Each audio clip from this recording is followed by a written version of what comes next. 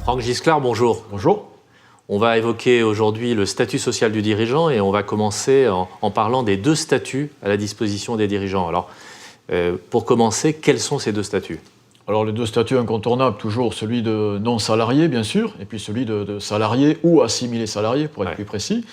Voilà, sachant que le choix du statut dépend de la forme juridique de l'entreprise, donc ces deux questions sont extrêmement liées. Entreprise individuelle, vous avez le non-salarié. En SA et ses dérivés, vous avez le salarié ou assimilé salarié.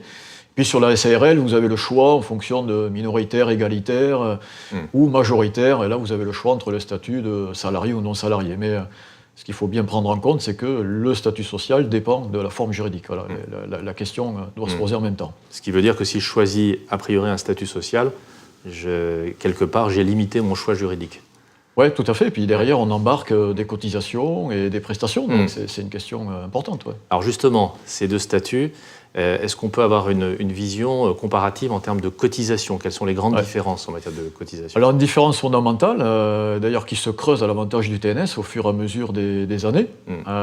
Pour faire simple, on peut dire que sur un salarié ou un assimilé salarié, jusqu'à 8 plafonds, si on prend les charges patronales, grosso modo à 40% et salariales avec la CG à 20%, on est à 60 points.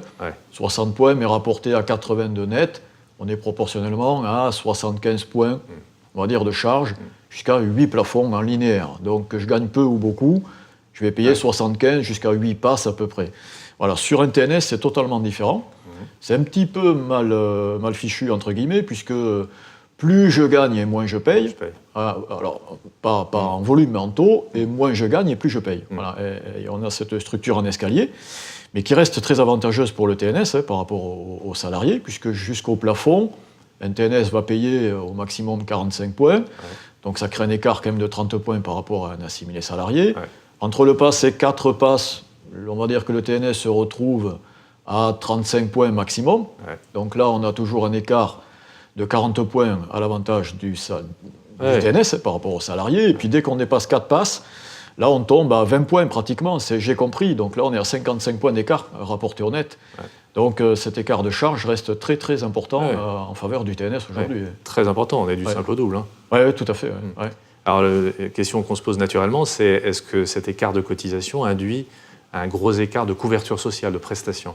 Alors c'était le cas il y a de nombreuses années en arrière. D'ailleurs, là, c'est un peu la logique de l'entrepreneur d'accepter de payer peu de charges sociales tout en étant moins bien couvert qu'un salarié.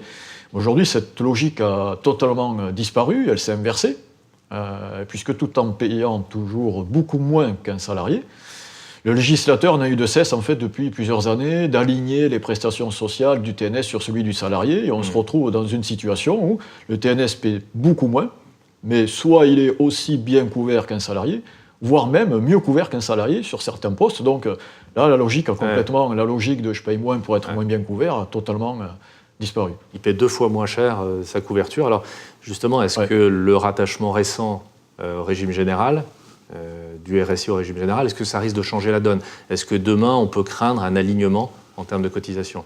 Ce qu'on perçoit, c'est plutôt l'inverse, c'est qu'on est plutôt sur une volonté du législateur ou du politique en tous les cas, de favoriser l'entrepreneuriat. Et pour favoriser l'entrepreneuriat, il y a plutôt le souhait ou le souci de maintenir cet écart de charge. Donc on est plutôt dans cette logique-là. Et d'ailleurs, l'endossement du régime ex-RSI, donc devenu Sécurité sociale des indépendants, n'a rien changé aux écarts de charge. Il a même accru, la dernière loi de financement de la Sécurité sociale, a accru l'écart de charge en faveur du TNS. Donc on est plutôt sur un maintien, voire un accroissement de cet écart. Voilà. Franck Gisclard, merci beaucoup pour tous ces conseils. Avec plaisir.